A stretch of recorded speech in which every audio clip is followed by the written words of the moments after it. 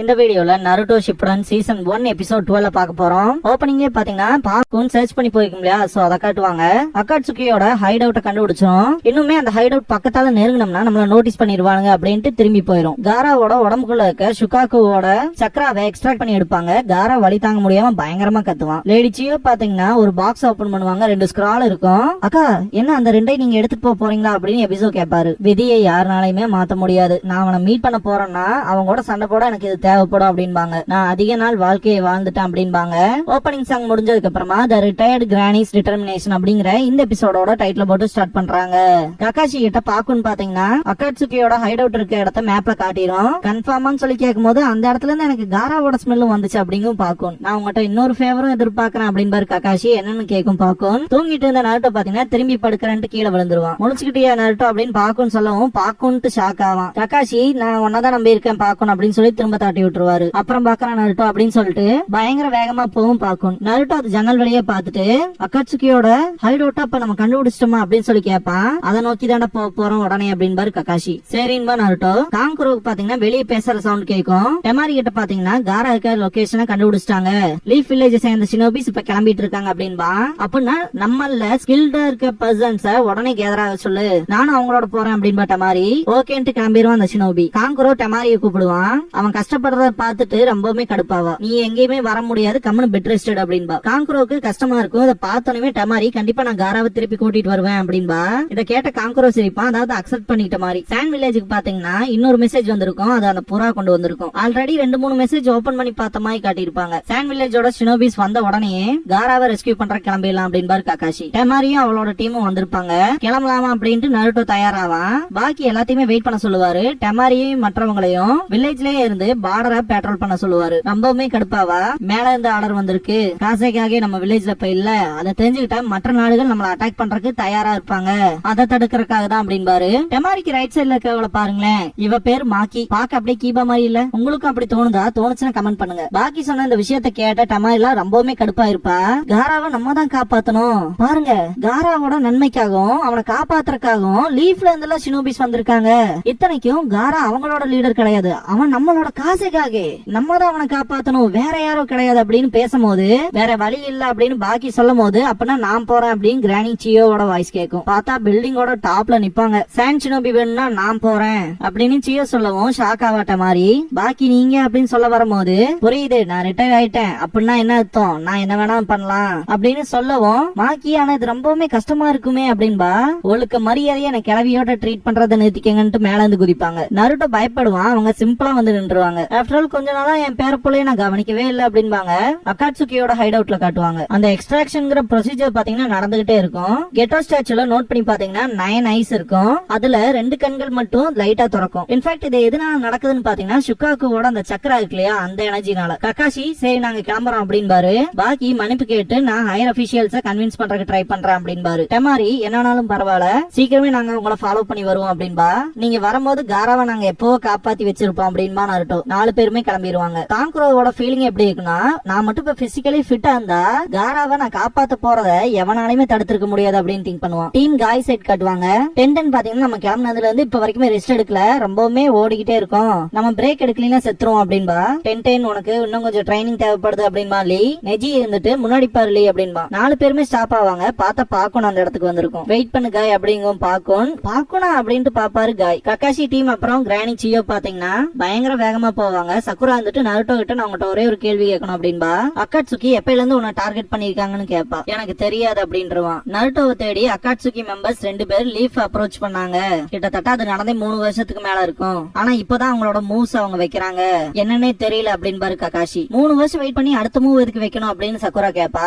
Master Jiraiya எப்பவுமே Naruto கூட இருந்தனால அவரை ஃபேஸ் பண்ண முடியாதுங்க பயத்துலதான் விட்டுருப்பாங்க அப்படின்பாரு ககாஷி. கிரானி சியோ அதெல்லாம் ஒண்ணும் கிடையாது, நான் கலெக்ட் பண்ண இன்ஃபர்மேஷன் படி வேற ரீசன் இருக்கு அப்படின்பாங்க. என்னன்னு நருட்டோ கேப்பா.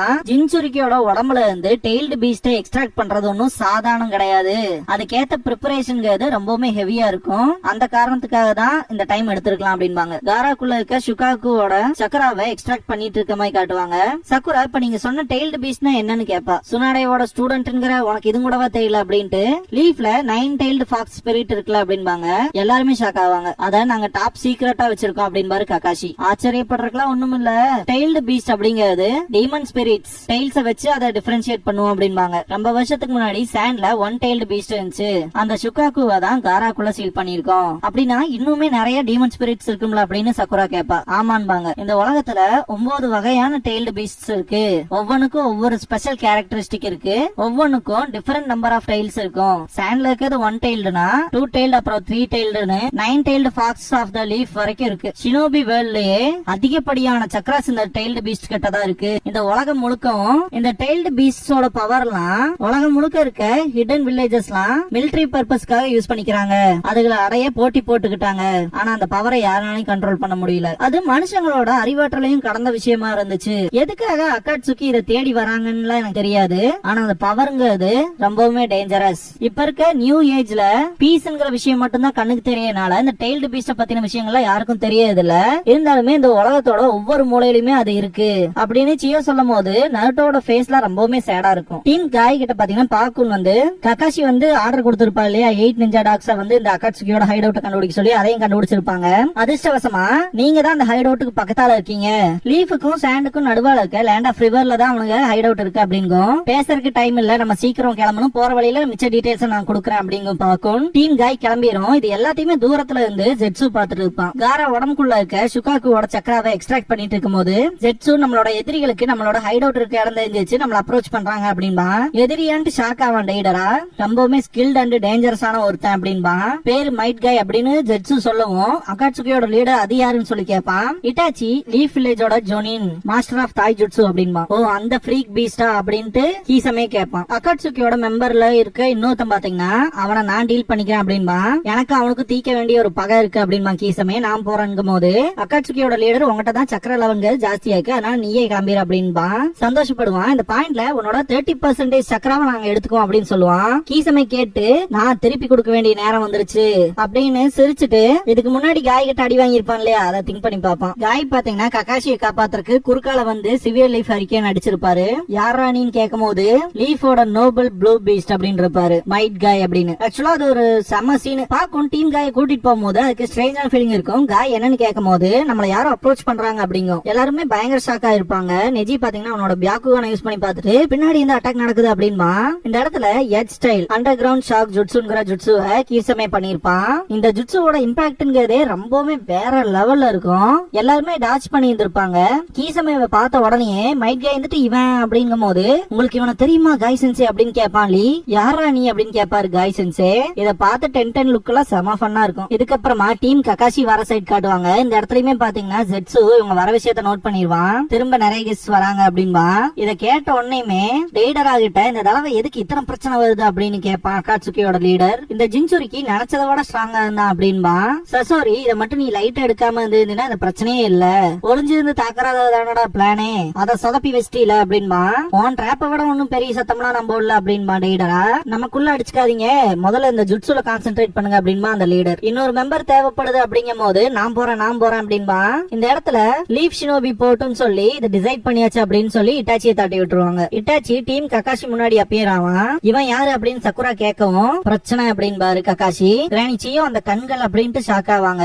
நருட்டோ எனக்கு தெரியும் நீ யாருன்னு அப்படின்னு கத்துவான். நெஜி பியாக்குகான யூஸ் பண்ணி பாப்பான். கீசமைய பார்த்துட்டு நருட்டோக்கு அடுத்தபடியா அதிக அமௌண்ட் ஆஃப் சக்கரா ஒரு பர்சனுக்குள்ள இருக்குன்னா அது இவனுக்கு தான் அப்படின்பா.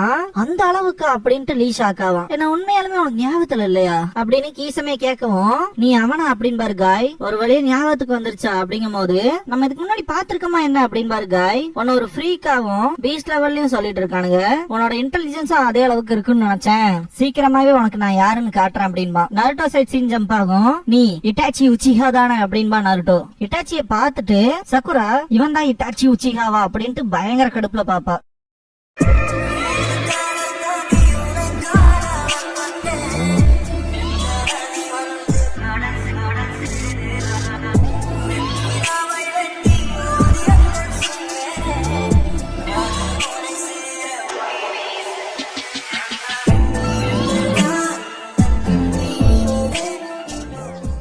க்ளோசிங் சாங் முடிஞ்சதுக்கு அப்புறமா next time a meeting with destiny அப்படிங்கிற எபிசோட பார்க்க போறோம் அப்படின்மா நருட்டோ. இதுக்கு அப்புறமா லீஃபோட பொக்கிஷமா கருதக்கூடிய சில கேலரிஸ பார்க்க போறோம் அப்படின்மா லீ. ஆக்சுவலா சொல்லணும்னா இந்த மெமரபிள் போட்டோஸ்னு சொல்லுவாங்களே, பழைய விஷயங்களை திரும்ப ஞாபகப்படுத்தி பாக்குற மாதிரி அந்த மாதிரி இருக்கும். நருட்டோ சின்ன குழந்தையா இருந்தா இப்பமா இல்ல அப்ப டோட்டலாவே டிஃபரெண்டா இருந்தான் அப்படின்பா. அப்புறம் லார்ட் தேடோட சின்ன வயசு போட்டோ அப்படின்ட்டு 3 சனினுமே இருக்காங்க. லேடிஸ் முன்னாடி பாத்தீங்கன்னா போனி டெயில் விட்டுருக்காங்க அப்படின்பா. அப்புறம் ஃபோர்த் ஹோக்காகேயோட போட்டோவை காட்டுவாங்க. இங்க பாருங்க நம்ம கக்காஷி இருக்காரு அப்படின்பா லீ. ஆக்சுவலா மீனட்டோ அண்ட் கக்காஷி 2 பேருமே செம கூலான கேரக்டரா வச்சிருக்காங்க. பட் ரின்னன் ஒபிட்டோவோட போட்டோ தான் கொஞ்சம் ரணக்கொடூரமா இருக்குல்ல. சின்ன வயசுல இருந்தே காயும் கக்காஷியும் எதிரிகளா இருந்தாங்க அப்படின்ட்டு கக்காஷி இன்னுமே அவரோட வீட்டுல அவரு சின்ன வயசுல இருந்த ஸ்குவாடோட போட்டோவையும் அவர் இப்ப டீம் லீடரா இருக்கிற ஸ்குவாடோட போட்டோவையும் வச்சிருக்காரு அப்படின்னு சொல்லிட்டு இந்த ஸ்கூல் டைம்ஸ்ல இந்த போட்டோஸ் எல்லாம் காட்டுவாங்க. சக்குரா பார்த்தோம்னா தலைவன் சொல்லிவிட ஆரம்பிச்சிருவான். சக்குரா ஒரு துளி கூட மாறல, இன்னுமே சொல்ல போனா ரொம்ப அழகாயிட்டா அப்படின்பா. அப்புறம் இந்த ஷினோபி யாரு, லீஃப் வில்லேஜோட ஹேண்ட்ஸம் டெவில் தானே அப்படின்ட்டு உங்களோட உண்மையான லீ அப்படின்பா. இதோட இந்த எபிசோட் முடியுது.